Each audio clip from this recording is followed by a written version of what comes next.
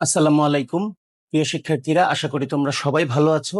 আজকে পদার্থবিজ্ঞানের গতি অধ্যায়ের আমরা যে বিষয়গুলো ইতোমধ্যে আলোচনা করেছি তার আরো একটা নতুন বিষয়বস্তু, গ্রাফ এবং টেবিল, এই বিষয়টা নিয়ে একটু আলোচনা করব।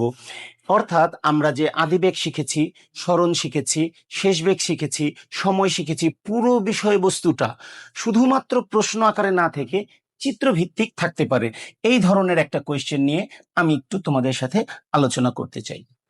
এখানে একটা গ্রাফ দেখা যাচ্ছে। এখানে দেখা যাচ্ছে যে এই এক্স অক্ষ বরাবর কিন্তু সময় দেয়া আছে এবং ওয়াই অক্ষ বরাবর বেগ দেওয়া আছে। তাহলে কি বোঝা যাচ্ছে?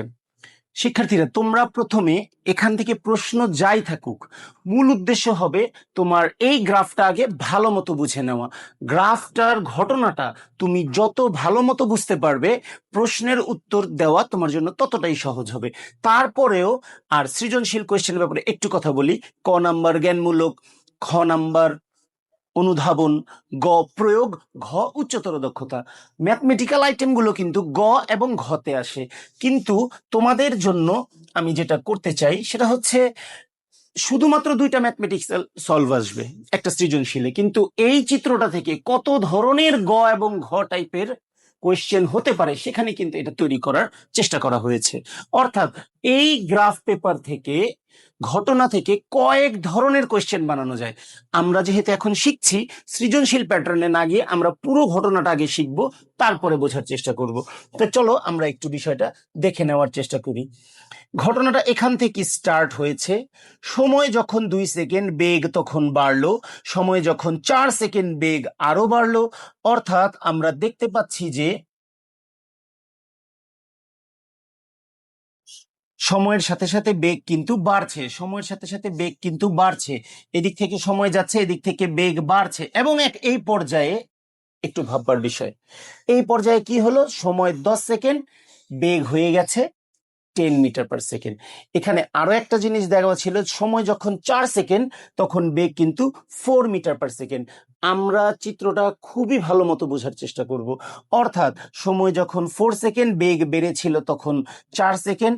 সময় যখন বাড়তে বাড়তে 10 সেকেন্ড হয়ে গিয়েছে, তখন বেগ বেড়ে হয়ে গেছে 10 সেকেন্ড।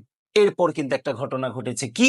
সময় বাড়লো, সময় আরো বাড়লো, সময় আরো বাড়লো, 10 থেকে 12 হলো, 12 থেকে 14 হলো, 14 থেকে 16 হলো, কিন্তু বেগ কিন্তু বাড়েনি। শিক্ষার্থীরা, এই ক্ষেত্রে কি ঘটেছে? এই ক্ষেত্রে আমরা বলতে পারি সমবেগে ছিল। গাড়িটার বেগ প্রথম দিকে বেড়েছে, পরের দিকে স্ট্যাবল ছিল। তোমরা যদি কখনো দেখো যে অনেকগুলো গাড়ি একই পথে যাচ্ছে, কারো বেগ বাড়ছেও না কমছেও না, অর্থাৎ ওই মুহূর্তে ত্বরণ নাই। ত্বরণ নাই মানে ঘটনাটা কিন্তু সমবেগে আছে। অর্থাৎ 10 থেকে নিয়ে 20 সেকেন্ড পর্যন্ত আমরা কিন্তু বলতে পারি গাড়িটার বেগ 10 মিটার পার সেকেন্ড ছিল। তারপর আবার কি হয়েছে? সময়ের সাথে সাথে বেগ কমতে থাকলো, বেগ কমতে থাকলো, বেগ কমতে থাকলো। একটা পর্যায়ে এসে 28তম সেকেন্ডে বেগ কিন্তু 0 হয়ে গেল। শিক্ষার্থীরা, তাহলে এখান থেকে কি দেখা যাচ্ছে? একটা গাড়ি যে চলেছে, সময়ের সাথে তার বেগের একটা লেখচিত্র দেখানো হয়েছে। এই লেখচিত্র অনুযায়ী আমরা যদি একটু চিন্তা করি, তাহলে কি কি প্রশ্ন তৈরি করা যায়? আমরা এখন তোমাদের সুবিধার জন্য শুধুমাত্র প্রথম প্রশ্নটা আগে সলভ করে দেওয়ার চেষ্টা করছি। ও থেকে এ অংশ পর্যন্ত গাড়িটির অতিক্রান্ত দূরত্ব, অর্থাৎ আমরা চিত্রটা চোখের সামনে আবার নিয়ে আসি। সেই ক্ষেত্রে আমরা আরেকবার বোঝার চেষ্টা করি, ও থেকে এ পর্যন্ত গাড়িটির অতিক্রান্ত দূরত্ব কত, এই সময়ে গাড়িটা কতটুকু অতিক্রম করেছে। একদমই সহজ। অর্থাৎ আমরা এখান থেকে উপাত্তগুলো কালেক্ট করে নিই। ঘটনার শুরুতে যে বেগ, সেটা হচ্ছে আদি বেগ 0 ছিল। তারপরে এ পর্যন্ত ঘটনার শেষে যে বেগ, শেষ বেগ 10 মিটার পার সেকেন্ড। ও থেকে এ পর্যন্ত যেতে যেতে সময় লেগেছে তার 10 সেকেন্ড।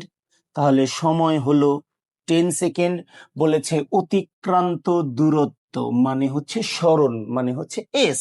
তাহলে এখানে এস ইকুয়াল ওয়াট। আমরা এবার আমরা জানি দিয়ে সূত্রের অ্যাপ্লাইটা করে নিচ্ছি। U plus V by 2 into T. আমরা একটা একটা করে মান বসিয়ে দিচ্ছি।